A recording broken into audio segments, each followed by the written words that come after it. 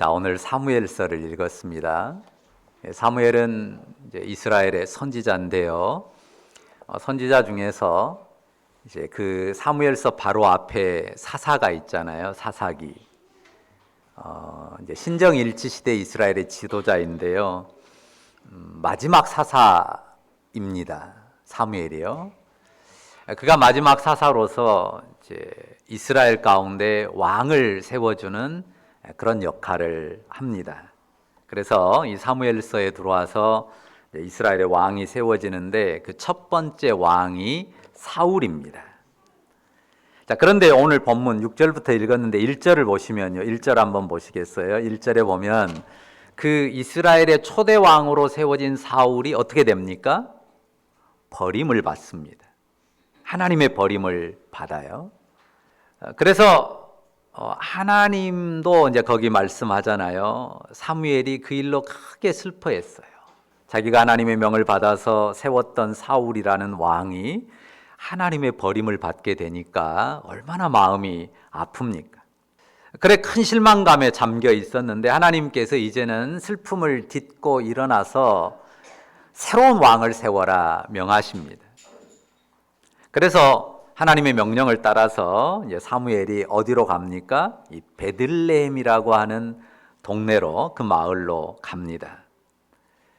그래 이제 5절에 보면 그 베들레헴 누구의 집? 이새라고 하는 사람의 집, 그 이새의 가족들을 함께 청하여 제사를 드리게 됩니다. 6절에 보면요. 이새와 그의 아들들이 들어왔는데 딱 보자마자 사무엘의 마음에 감동이 일어납니다. 야, 이 사람이구나 하는 생각이 들었어요. 누굽니까? 이새의 장남 엘리압입니다. 이 엘리압을 보자마자 마음에 감동이 확 일어났어요. 6절 보세요. 여호와의 기름 부으실 자가 과연 주님 앞에 있도다. 이 사무엘의 눈에는 그의 판단으로는 야, 이 사람이구나 하는 확신이 든 것입니다. 그런데 여호와께서는 사무엘에게 어찌 말씀하세요? 7절 같이 읽어볼까요? 같이 읽습니다. 여호와께서 사무엘에게 이르시되 그의 용모와 키를 보지 말라. 내가 이미 그를 버렸노라. 내가 보는 것은 사람과 같지 아니하니 사람은 외모를 보거니와 나 여호와는 중심을 보느니라 하시더라. 자, 이 말씀을 보면 사무엘이 엘리압의 무엇에 감동됐었다는 걸 알 수 있습니까? 그의 용모와 키. 그 용모와 키를 보고 딱 보자마자 마음이 혹 했습니다. 야, 진짜 왕이 될 만한 상이다. 이렇게 판단을 한 것입니다.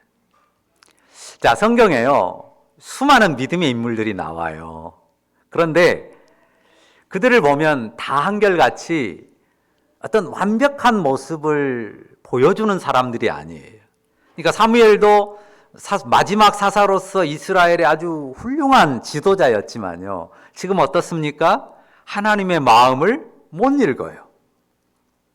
그냥 사람의 눈으로 외모와 키를 보고 야, 이 사람이 적당하구나 판단하는 거죠. 역시 인생의 한계와 부족함을 나타내는 지도자들입니다. 하나님의 은혜가 그들을 쓰는 거지 그들의 온전함, 그들의 탁월함이 자신의 사명을 감당하는 게 아닙니다. 사람들이 일반적으로 보는 건 뭐예요? 여기에 나온 것처럼 사람은 외모를 보거니와 하신 것과 같습니다. 외모를 보죠. 우리가 딱 보면 보이는 게 있잖아요. 풍기는 게 있습니다. 그걸 봅니다. 그리고 판단합니다. 우리가 외모를 보고 판단한다는 거 그 자체를 부정적으로만 생각할 것은 아니에요. 우리가 보는 것으로 판단하지 어떻게 보이지 않는 것으로 판단하겠습니까? 그리고 이 사람의 외모나 그 사람이 풍기는 것은 마음의 중심, 그 마음과 따로 노는 게 아니에요. 어떻습니까? 상당 부분은 그 사람의 내면의 어떠함이 얼굴로 또한 그 행동으로 어떤 자태로 나타나게 돼 있습니다. 그래서 이런 말이 있잖아요. 나이 40 넘으면 어찌해야 된다고요? 자기 얼굴 책임져야 된다. 틀린 말이 아니에요. 아주 옳은 말입니다. 그 말 자체를 무시해서는 안 돼요. 사람의 외모, 그 사람이 겉으로 풍기는 것, 분명히 그 사람의 중심이 나타나는 게 맞습니다. 외형도 소중하고요. 외형도 여러분이 잘 가꾸셔야 돼요. 자, 그런데 이제 한계를 인정해야 돼요. 사람은 외모를 보고 그 수준에서 판단할 뿐이에요. 외모를 보고 그 수준에서 판단하는 것 뿐입니다. 그 판단이 다 틀리지 않아요. 어느 정도 맞습니다. 그리고 그 판단대로 예상대로 되기도 합니다. 그러나 외모로 드러나지 않는 게 있거든요. 또 그 마음에 숨겨진 게 있단 말이에요. 그거는 사람이 못 본다는 거죠. 그래서 빗나간 판단을 할 때가 많고 얼마나 많이 속고 삽니까? 나는 절대 속지 않는다 이렇게 사는 사람이 있습니까? 늘 속아왔고 속고 살아가는 부분이 많습니다. 그게 인생의 한계예요. 사람은 외모를 보고 판단하고 그 외모를 따라 바른 판단도 하지만 그것 때문에 빗나가고 속고 잘못된 길에 갈 때가 많습니다. 그런데 하나님은 그 한계, 그 인생의 한계에 제한되는 분이 아니라는 말씀이에요. 그 하나님은 겉으로 드러난 것뿐만 아니라 드러나지 않는, 속속들이 나타나지 않은 사람의 내면 그 중심까지 다 보십니다. 그런 하나님이에요. 나 여호와는 중심을 보느니라. 나 여호와는 중심을 보느니라.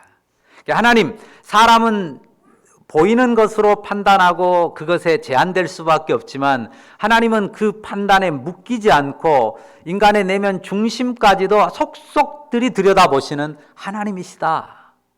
이것을 우리가 알아야 합니다.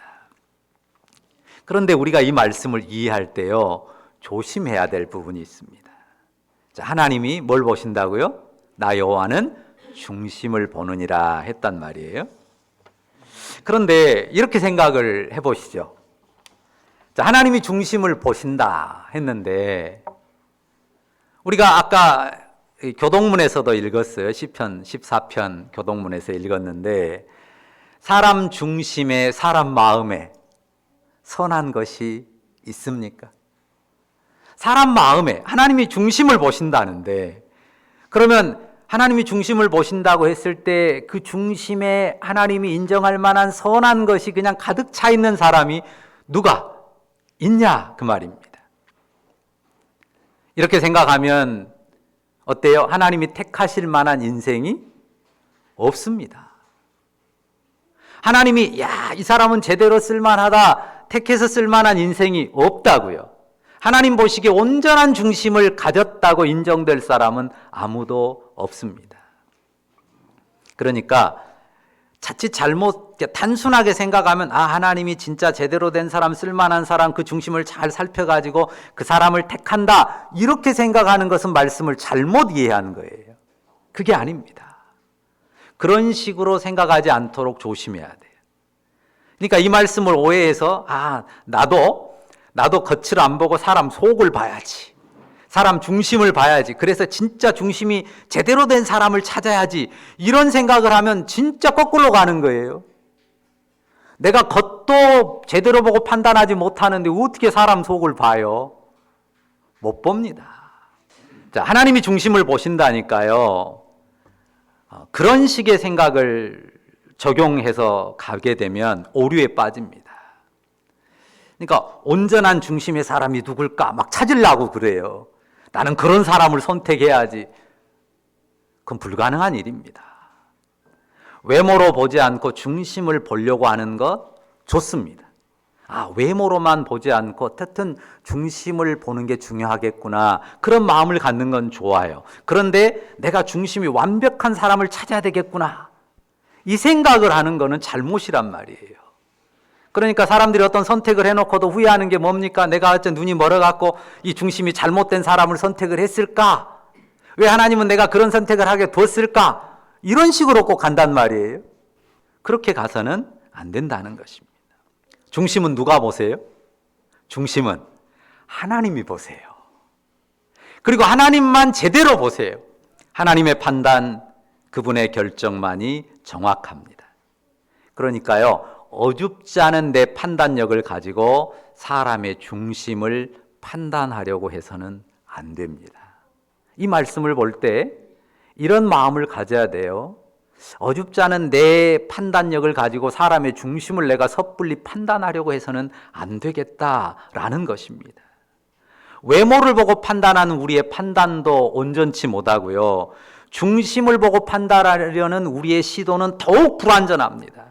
그러니까 오늘 말씀 앞에서요, 외모를 보고 판단하려는 것뿐만 아니라 중심을 보고 판단하겠다고 하는 그런 생각 모두를 다 내려놔야 돼요.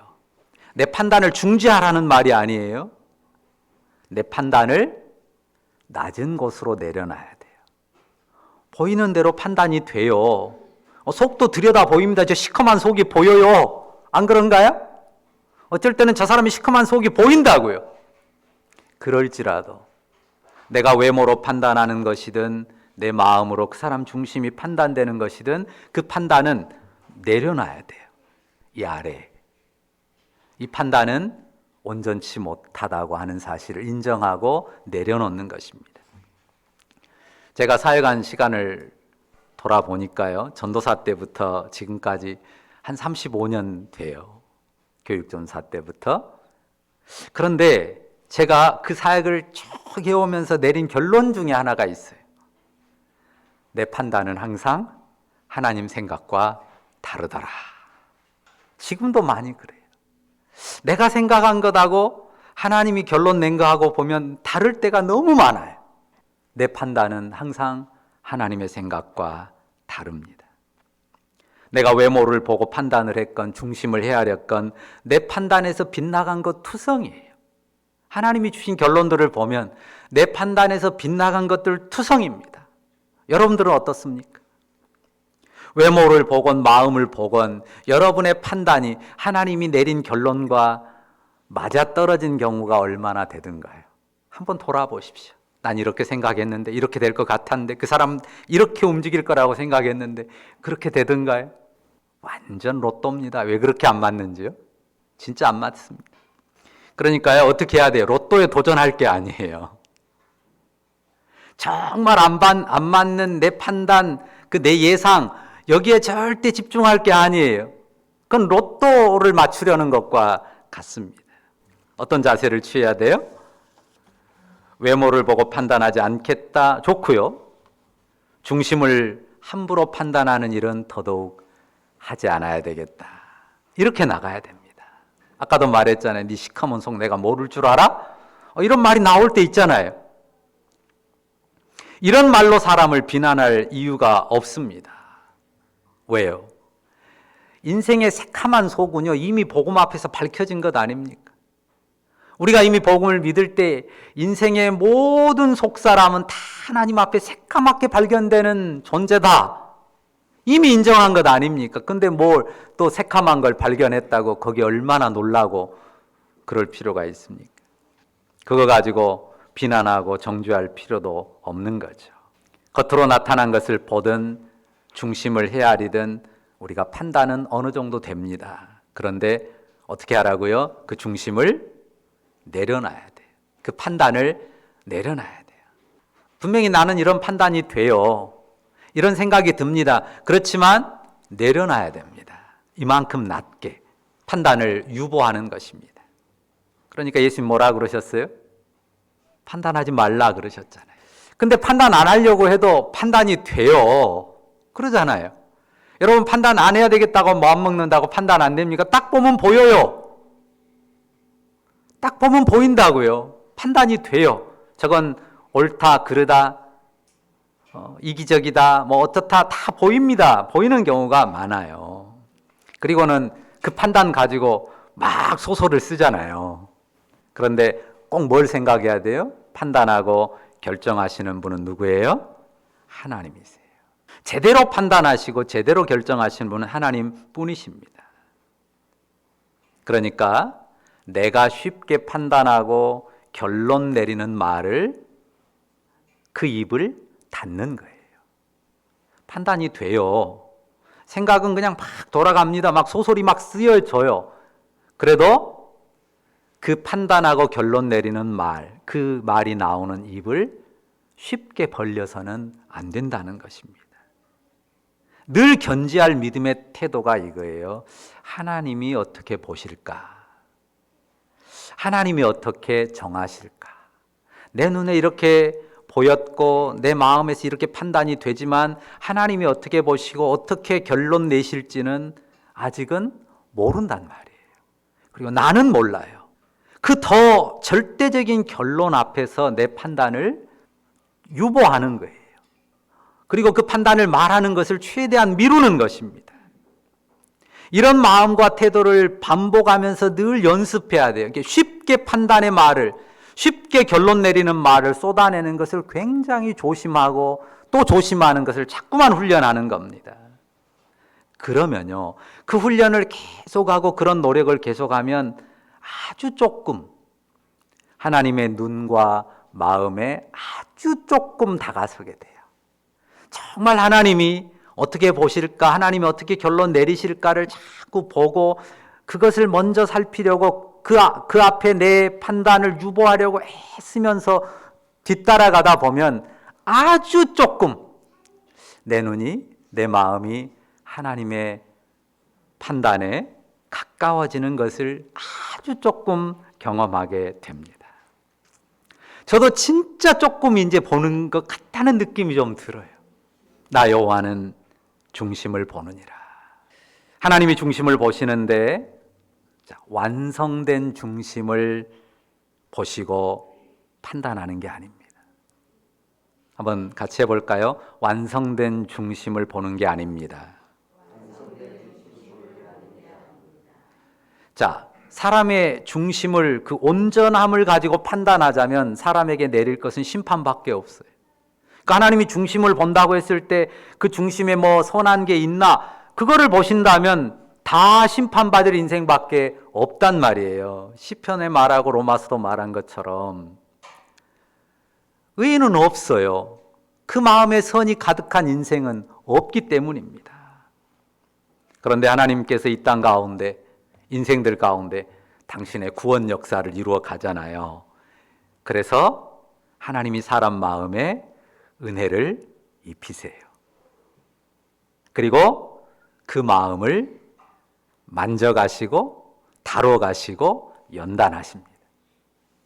그러니까 하나님이 중심을 보신다고 할 때 누군가 좀 쓸만한 중심이 있는 사람을 찾는다가 아니라 사실은 다 악한, 선함이 없는 그런 마음들 뿐이지만 하나님께서 인생의 중심 가운데 믿음의 은혜를 입히시고 그 마음을 다루시고 만지시고 그 마음을 단련하셔서 하나님이 쓰실 만한 그런 그릇으로 만든다고 하는 사실입니다. 당신의 이루시기를 원하는 구원 역사를 위해서 말이죠. 그러니까 우리가 중심을 보시는 하나님이다라고 생각할 때 이것을 새겨야 됩니다. 어느 누구도 완벽한 중심, 온전하게 세워진 중심을 가진 사람은 없습니다. 그런 사람을 찾으려고 하면 안 돼요. 근데 사람들은 꼭 그런 사람을 찾아서 그런 사람과 함께하고 그런 사람 옆에 있기를 바라는 마음들이 많아요. 그건 착각입니다. 그런 사람은 없어요. 자, 본문의 결론을 보십시오. 자, 이새의 장남 누구였어요? 엘리압. 하나님이 아니다 하셨어요.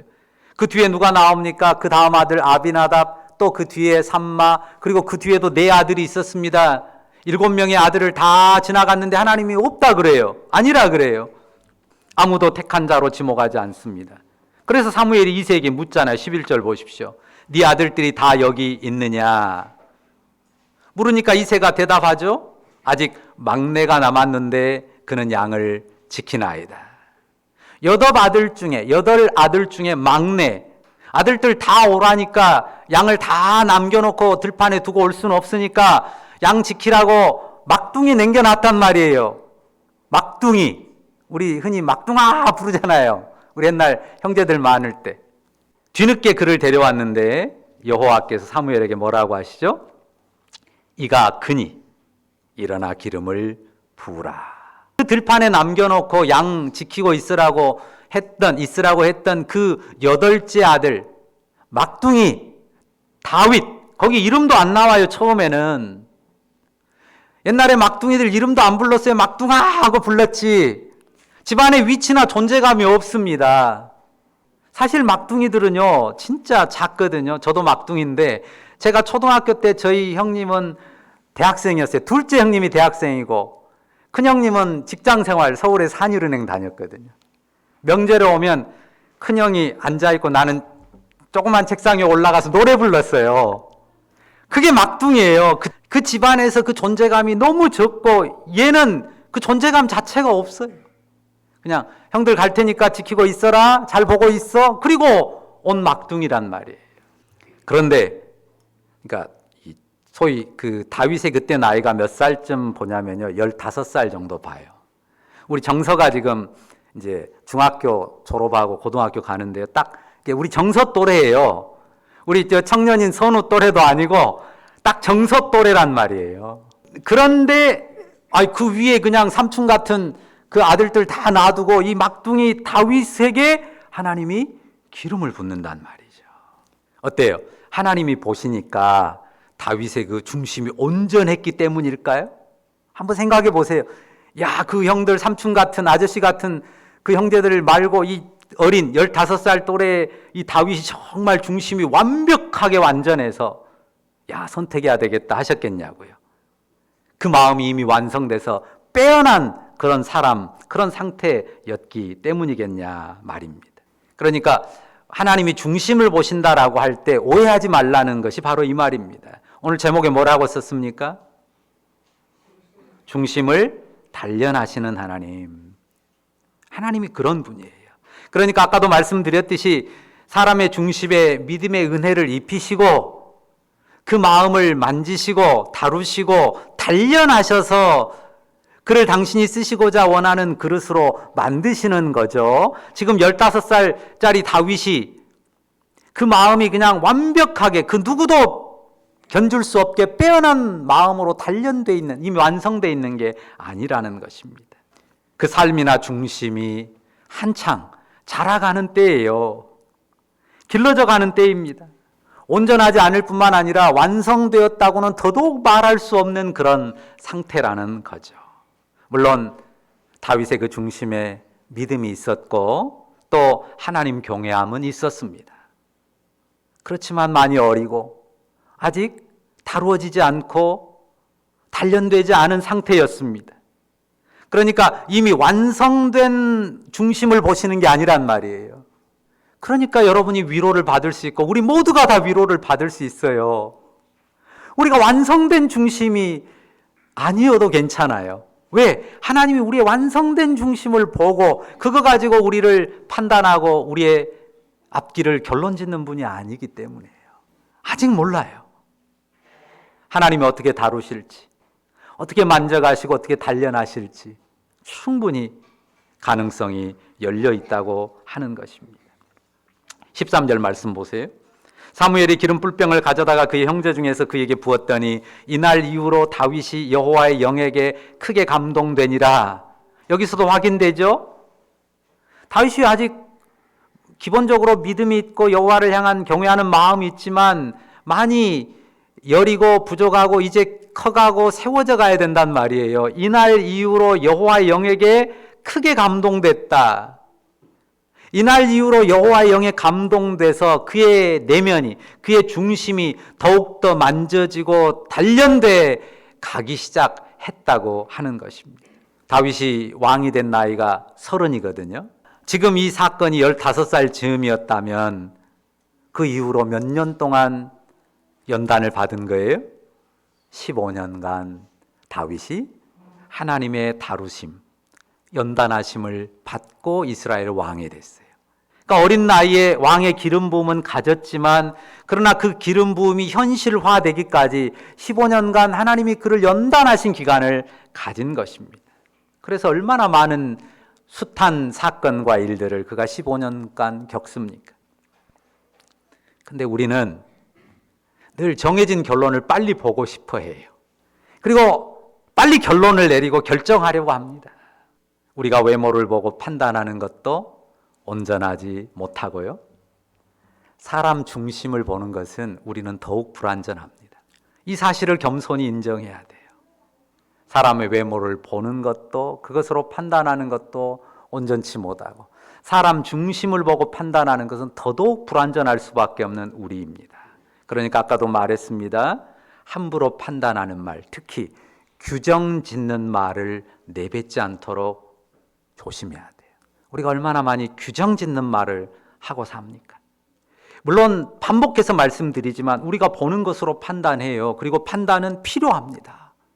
예수님께서 거룩한 것을 개에게 진주를 돼지에게 주지 말라 그러잖아요. 뭐가 거룩한 것인지 뭐가 개고 돼지인지 판단하라는 판단 요청이 들어있어요. 판단해야 돼요. 판단할 줄 알아야 됩니다. 그런데 내가 하나님 심판자인 것처럼 하나님의 자리에서 규정 짓지 않도록, 결론 짓지 않도록 매우 조심해야 됩니다. 정말 답답할 때 있죠. 너무너무 심란해 보이기도 합니다. 그럴 때 혀를 차잖아요. 너 같은 녀석을 어디다 쓰냐? 이런 말 혹시 안 해보셨어요? 아이고, 너 같은 것을 어디다 쓰냐? 좀 제가 지금 좀 덜 심한 표현을 지금 하나 예로 든 거예요. 아무 쓸모가 없는 애라고, 아이고, 쓸데가 없는 애라고, 그냥 무가치한 인간이라고 규정 짓는 말을 입으로 내뱉어서 선포하는 것을 정말 조심해야 됩니다. 자, 마음의 믿음을 심으시고 그 마음 중심을 단련하실 분이 누구예요? 하나님이세요. 누구라도 하나님이 그 마음의 믿음을 심으시고 그 마음의 중심을 단련하실 수 있는 하나님이십니다. 우리 믿음의 일은요, 하나님의 손길과 일하심이 어떻게 나타날까, 이것을 헤아리는 것이 우리의 믿음의 일입니다. 뭐라고요? 하나님의 손길과 일하심, 그것을 헤아려보는, 자꾸 그것을 헤아리는 것이 우리 믿음의 일이에요. 그래서 하나님을 바라보고 하나님을 기대하며 행하는 겁니다. 하나님이 저 사람 마음도 바꿀 수 있을까? 그러면 그렇게 질문하면 답이 어떻게 나와요? 하나님이 저 사람 마음도 만지고 변화시키고 바꿀 수 있을까? 안 돼라는 답이 나오나요? 그래도 안 될 것 같은 생각이 들 때도 있지만, 하나님이 만지신다면, 하나님이 바꾸신다면 안 돼라고 내가 결론 내리고 규정 지을 수 있는 대상은 사실 없습니다. 이새를 보십시오. 본문의 이새, 부모인데요, 자기 자식을 다 압니까? 어땠어요? 이새가 자기 자식들 8을 다 알았어요? 하나님이 다윗에게 어떤 믿음을 주시고 그 중심을 어떻게 연단하여서 어떻게 쓰실지 봤냐고요? 못 보잖아요. 조금이라도 알았다면, 조금이라도 낌새를 느꼈다면 어떻겠어요? 형제들이 다윗 들판에 놔두고 7명 왔을 때 제일 먼저 뭐라고 했어야 돼? 왜 다윗은 안 데려왔냐? 이래야 되잖아요. 그런데 7명 다 아니라고 할 때까지 다윗은 안중에도 없어요. 이새가 먼저 아이고 7째, 8째 있습니다 말하는 거 아니잖아요. 그냥 가만히 있는데 다른 아들 없냐 하고 사무엘이 물어보니까 그때서 막내 다윗이 있지, 이렇게 생각하잖아요. 부모가요, 자기 자식을 모릅니다. 내 새끼 내가 알지 누가 아냐고 말할 수 있죠. 그렇지만 부모가 자기 자식을 몰라요. 하나님이 그 마음에 어떻게 일하실지, 어떻게 다루시며 연단하실지 모른다고요.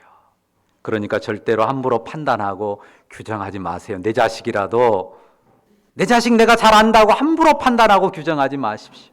나 자신은 물론, 내 가족은 물론, 주변 사람들의 중심까지도 그 마음을 만지시고 그 마음을 다루시고 연단하실 하나님의 손길에 달려 있습니다. 믿으시죠? 그러니까 하나님, 바로 그 하나님을 바라봐야 돼요. 언제든지. 아무리 소망이 없을 때도 그 하나님을 바라봐야 되고, 그 주님의 손길이 어떻게 나타날까 기대해야 돼요. 그 탤런트 이성미 집사가 있잖아요. 이 사람이 그렇게 욕을 잘했다네요. 자기 아들 보고도 늘 이 새끼 저 새끼, 자기 아들한테 욕이 기본이고 비난하고 저주하는 말들을 자주 했답니다. 이 아들이 안 바뀌는 걸 놓고 새벽을 깨워서 날마다 기도를 하는데도 안 바뀌더래요. 그러니까 더 성질이 나는 거예요. 그래서 어느 날 아침에 눈을 떠서 보는데 정말 밉더랍니다. 그래서 야, 이 XX야, 얼른 학교 가. 딱 그 말하고, 대체 는 뭐가 되려고 그러냐? 날 샜다 이 새끼야. 그리고 뒤에다 미친놈. 그렇게 붙였어요. 그리고 딱 돌아서서 나오는데 마음에 어떤 소리가 들리더래요. 그래, 네가 말한 대로 네 새끼 만들어줄까? 네가 지금 입에 뱉은 대로 네 새끼 만들어줄까? 딱 그 음성이 그냥 마음을 탁 때리더래요. 그러니까 순간 두려움이 확 다가왔답니다. 자기가 말한 대로 진짜 하나님이 그렇게 만들면 이 녀석은 지금 밖에 나가서 피 흘러 죽어야 되고 완전히 바깥에서 이 눈밭에 개가 되어 있어야 되거든. 자기가 했던 말들대로 하면. 그러니까 두려움이 확 찾아오면서 얼른 방에 들어가서 눈물로 하나님 앞에 회개했대요. 그리고 다시는 욕 안 하겠습니다. 그 뒤로 했는지 안 했는지는 모르지만 어쨌든 그 뒤로 욕을 끊었다고 합니다. 다시 말씀드리지만요, 우리가 외모를 보든 중심을 보든 어느 정도 판단은 돼요. 그런데 절대 그것으로 내가 심판관인 양 규정하고 결론 짓는 말을 해서는 안 됩니다. 판단되죠. 아, 그렇구나. 아, 얘가 약하구나. 잘 못하구나. 판단은 해야 돼요. 그런데 그걸로 그 영혼을 규정 지어서는 안 됩니다. 결론 지어서는 안 됩니다. 판단을 유보하고 하나님이 그 마음의 능히 어떻게 일하실까? 일하실 여백은 뭘까? 하나님을 떠올리며 기도하며 나아가야 됩니다. 남에 대해서도 그렇고요. 우리 자신에 대해서도 마찬가지예요. 어떤 경우는 내 자신에 대해서 너무 나를 잘 알잖아요. 그래서 내가 판단이 돼요. 그래서 스스로 결론 내립니다. 넌 안 돼. 지금까지 해봤잖아. 넌 안 돼라고 자기 스스로에 대해서 판단을 내려요. 그런데 내가 내 자식도 모를 뿐만 아니라요, 나 자신도 몰라요. 여러분 중심을 여러분이 어떻게 압니까? 여러분 중심을 여러분이 제대로 알면 여러분 삶이 지금 여기까지 왔을까요? 이렇게 왔을까요? 내 중심도 나는 제대로 모릅니다. 이것까지도 인정해야 돼요. 그러니까 나 스스로에 대한 판단도 유보해야 돼요. 다만 하나님이 어떻게 나를 만져가고 다루시고 연단하실까? 그 하나님 손길을 바라보고 그분 앞에 엎드리고 그분 앞에 나를 내려놓는 그런 끊임없는 영의 싸움을 싸워갈 뿐입니다. 나를 위해서 독생하신 자기 아들을 내어주신 하나님의 사랑이란 말이죠. 그 사랑이 나를 못 바꿀까요?